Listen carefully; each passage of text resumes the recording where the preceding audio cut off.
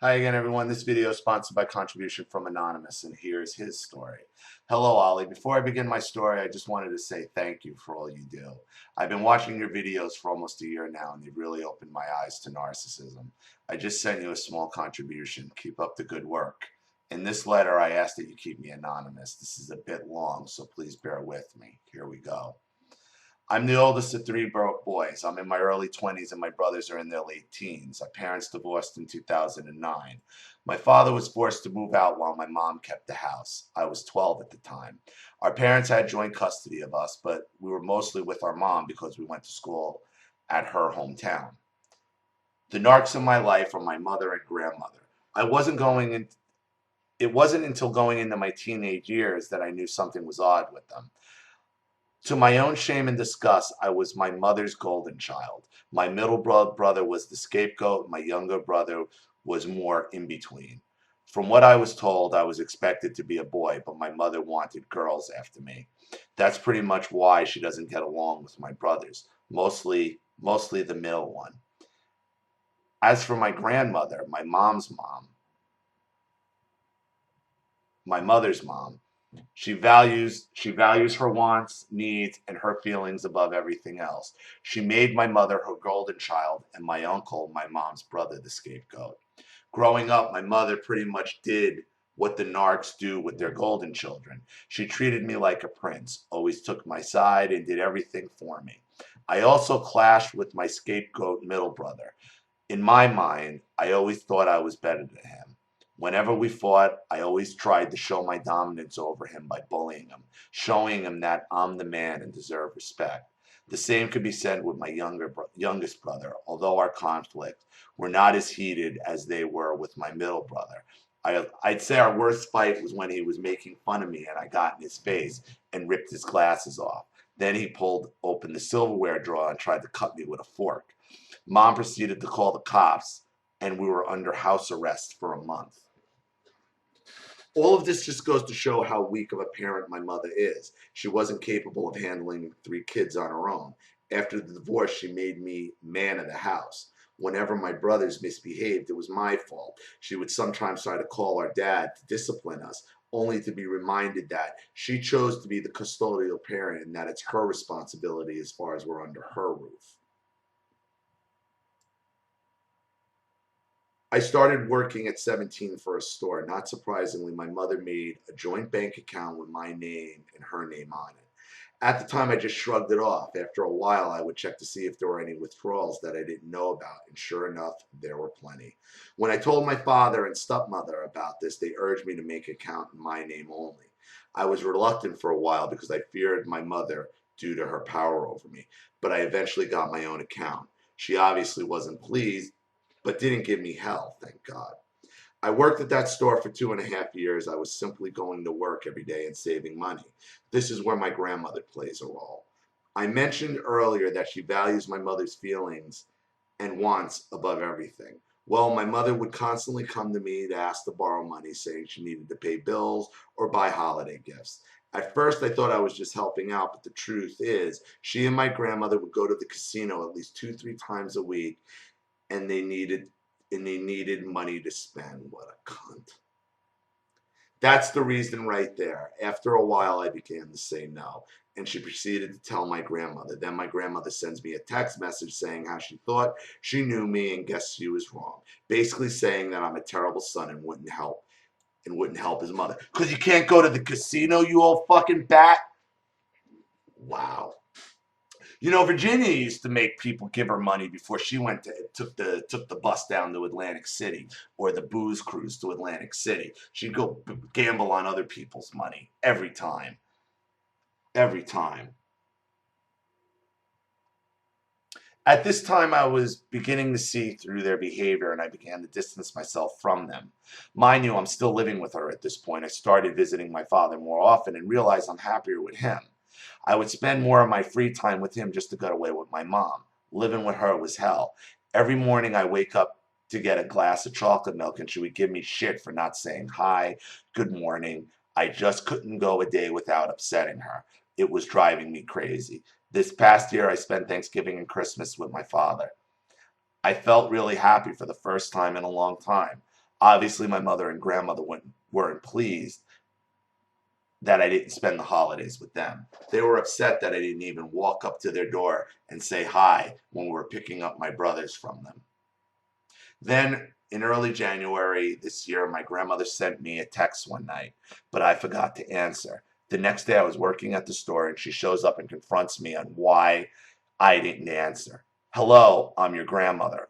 Nice to meet you, and thank you for not answering my text last night, she says. At the same time, she even shook my hand. Funny, right? So I call her. So I call her a few days later and told her how badly she embarrassed me at the job over a stupid text message. She tells me to lighten up, that she was only joking, then proceeds to hang up. That was pretty much the last straw, so I packed up everything I needed and moved to my dad's a week later. I've never looked back. I was going to suggest that anyway to you, man. As of now, I have a better paying job where I'm saving up for a house, hopefully within a year or two. My father is a strict man with tough love approach, but he always pushed me to be independent, and I'm very grateful to have him. I also rekindled my relationship with my brothers, and we get along pretty well now.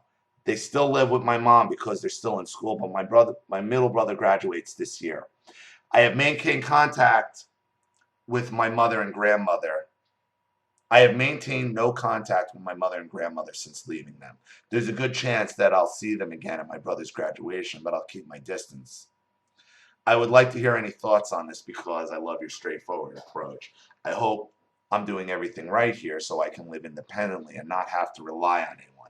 Thanks for all you do, Ollie. Much love and prayers. Anonymous. You are, man. You definitely are. And you got this early. And you know your grandmother's story. Now here's something funny. Now my grandmother did this in Virginia, did the same thing to me at Macy's when I was a store detective. And I talked about this a while.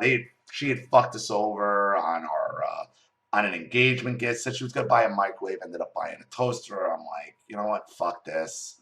Just give it back to her. I don't want anything from her. I don't want anything from her. So when I gave it back, she wasn't having it. She wanted to talk to me. I didn't want to talk to her. She shows up at my job at Macy's where I'm working as a store detective. Okay. And I remember we're in the camera room. It was me and two other detectives, this guy, Luis, and me and him worked. We were partners.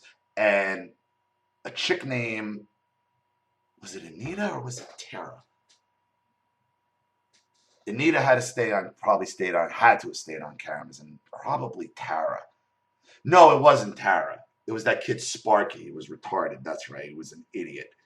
So anyway, we have this hit on the other side of the store. It's about to be a hit and run where they just come in, grab armloads of merchandise, run out the door. So we go running. One goes running out, one through one door. I think Lewis stayed. Sparky ran outside to head him off on the other side. Me and Lou ran through the building to try to come up from behind him because I'm faster.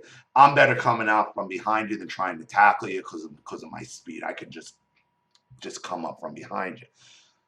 So we're in dead sprint as the radio calls like they're moving now, which means they got it. They got their arms and they are about to bolt. So we are in dead sprint and I'm fast and I'm the faster one. And as I'm running down the center of the aisle, okay, we have our shields out hanging on neck chains. That's how so we're running, and my grandma, and I see my grandmother, there's Virginia with her cohort Florence there, right? And I'm in a dead sprint running, right? And she's like, Matthew, I want to talk to you. I want to talk to you. I want to talk. And Florence is there like seeing something's going on. I'm in dead sprint. Like this is happening within 2 seconds. She's like, I want to talk, and reaches and is able to grab my shield and gets me and wrenches me, comes out of her hand, and I'm like this, and turn and keep going. And Florence goes, he's working. So the shoplifters saw us coming, saw that commotion with that, saw the badge go flying, like flying through, flying around my neck, because the thing, when she grabbed it, she held it, spun it, and the thing fucking spun. Oh, did that hurt? They go taking off, run right into Sparky. It's a whole fucking melee. I'm cuffing this guy. I'm on the ground. We're fighting with these two. We're trying to get these guys in cuffs. She comes up behind me. Matthew, I'm rolling around on the floor with a shoplifter. Matthew, I want to talk to you.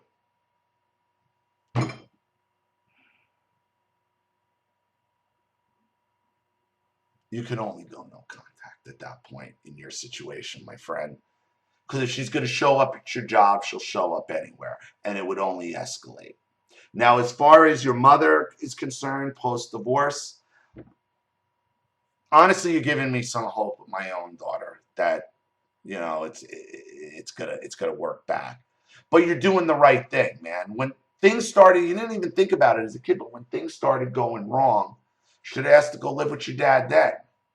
But I think your dad was smart enough to let you see it, keep it from a distance, keep watching from a distance, and be that rock of support you needed. So keep doing what you're doing. If you see her at the graduation, which you most definitely will, don't engage, don't fight. Your grandmother and mother are going to try to draw you into a fight. Don't even be surprised if they try to turn your younger brother against you, or even if they can turn your middle brother. I don't think so, since he's about to graduate. That's going to be a problem. But you're handling this right. Keep working, keep saving your money, keep putting it away. Okay, and then you move on, you get your own place, so on and so forth. But you're doing this right. You're doing this right. And maybe your mother will learn. Okay, and maybe your mother and grandmother will learn, when you keep acting like this, everybody leaves you. Everybody leaves you. And I'm sure she's not happy that your father's got a new wife. So I'm sure that adds into the agony and the aggravation. So look, man, the narcissist will steal your money. The narcissist will take advantage of you throughout. Throughout. This is a basic case of just narcissistic personality disorder. Taking your son's money that he's working at his first job to go fucking gambling with. To go gambling with. The entitlement of the narcissist never ends, man. So you made the right decision. Thank you for your contribution. Thank you for your story. I really appreciate it. Thank you to everybody watching. Please leave any opinions or advice in the comment section below. And again, if you want your story read on the channel, you have a topic you'd like me to cover, a narcissist you'd like to expose, or you'd like to set up a Skype private phone call or have a private video made, you know what to do with the PayPal and email links in the description box. And if you're still unclear, wait for the final link to pop up on the video. That is my instructional video to the channel, and it will guide you on how the channel works and how to contribute and send your story in. Also, remember to subscribe to the channel, like and share this video, and to click the subscription bell to be notified of all my video uploads. This is Ollie Matthews. Thanks for watching. See you all again soon.